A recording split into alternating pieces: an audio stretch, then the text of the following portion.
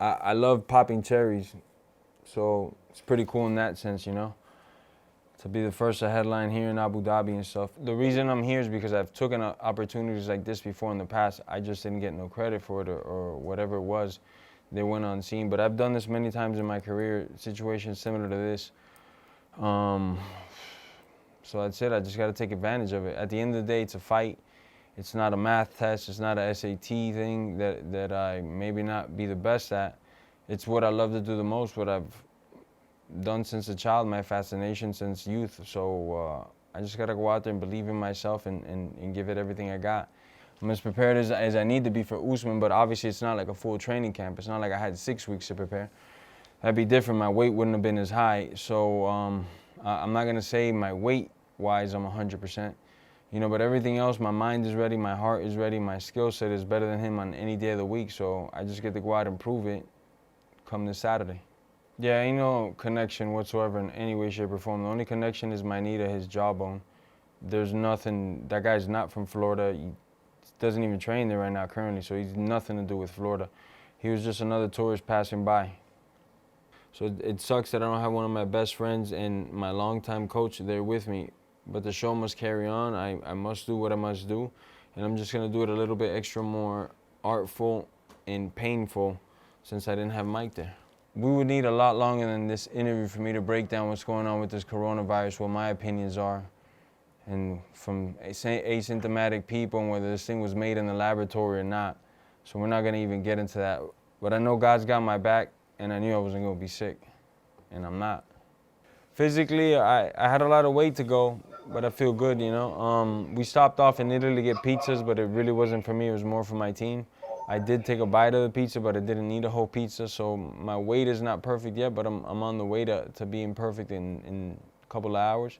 I feel good, man, mentally, physically, and spiritually. I'm where I need to be at. All I need to do is just wake up and compete. I've been doing this 16 years professionally, like I said earlier. It's going to be 17 in a couple months, and what exclamation point, right? They say this guy's the best in the world and he's the worst out possibly for me out of the top 10 guys. It's all these things going against me before I even get in that cage. So leaving with that belt, it's going to be pretty cool. They offered me a deal. I didn't like it. I didn't take it, you know. God fixed it on the back end for me. They came back with a much better deal. So I'm here. If not, believe me, this is not nowhere near the same deal where they offered me before. If not, I wouldn't be here. So I'm leading that campaign, and whether I have the belt or not, which I am going to have the belt, but if I wasn't competing for the belt, I'd still be campaigning for a belt around my waist. I'm still going to be campaigning for not just more money for me, but for all my brothers and sisters in the sport, you know, especially when it comes to a revenue share of the pay-per-view.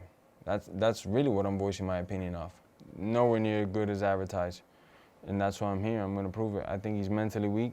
And I can't blame the guy either, you know, he's got 17 personalities. He should have had him diagnosed, and maybe each one of his personalities needs to be on Adderall or some type of substance that he doesn't have so many personalities. So it's just his mental weakness is gonna come out on Saturday in an abundance, you know, the world's gonna see it, that I just took full advantage of this individual in his weak ass ways. Like I said in the Askren fight before and after, it's never personal, it's always bitten it. And it's just people that I probably didn't get along too well with, you know. But Usman, for a fact, has crossed the lines, and no other competitor that I've fought have talked about, you know. He's talked about things he's gonna do to my butthole, which I don't understand why he's talking about my butthole. He's talking about my ethnicity, whether I'm this or that. He's telling people that I'm saying I'm God. You can't find the video or a Twitter thing or nothing ever saying that I said I'm God. So this guy's just doing a lot of things that are going to cause him to get hurt in a very violent way. And if the referee trips on the way to stopping me and I get to get a couple extra punches, I wouldn't mind. They're going to be a little bit more than the super necessary punches. It's going to be something a little special around, you know. I'm going to have to go into my fast forward speed and truly send this guy to another plane. I'm not punching people in the face that are not pro fighters in real life, you know. It's not like I'm some animal that's just attacking people. I'm actually pretty easy to get along. If you don't disrespect me, I won't disrespect you type of person. And I got a lot of love for every individual, every human being. I think God created us all, so that's why I call everybody my brothers and sisters, you know. So for the most part, I get along with most people. It's just in my sport, there's a lot of idiots, man, as you could tell. And there's only one way to deal with these idiots and these animals, and that's